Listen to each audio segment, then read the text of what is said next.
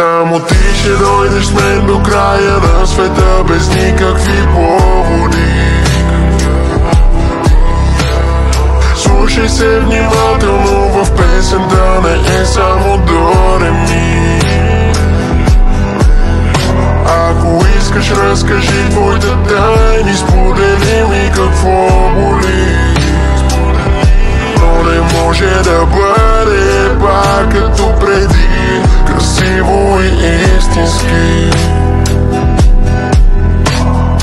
Престани да ми мълчиш, поне ми напиши, че мразиш ме и дразниш се на целия свят, го разкажи. Знам, че късно втръсна ти, затова си в посредствен вид. И сега най-лесното е тая песен на репит.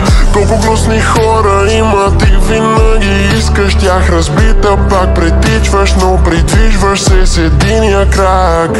Ти будиш дявола, той те хапе, ти си виновна преди времето. Предупредих, не мога. Само ти ще дойдеш с мен до края на света, без никакви поводи. Слушай се внимателно, в песента не е само до ре ми. Ако искаш, разкажи твоите тайни, сподели ми какво боли. Но не може да бъде пак като преди, красиво и истински.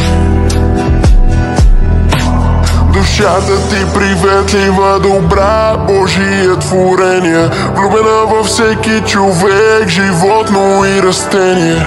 Не искаш нищо освен мъничко уважение. Това стилно поведение не само за забавление.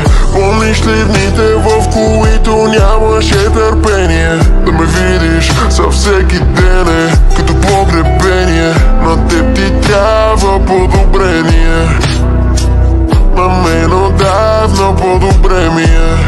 Само ти ще дойдеш с мен до края на света, без никакви поводи.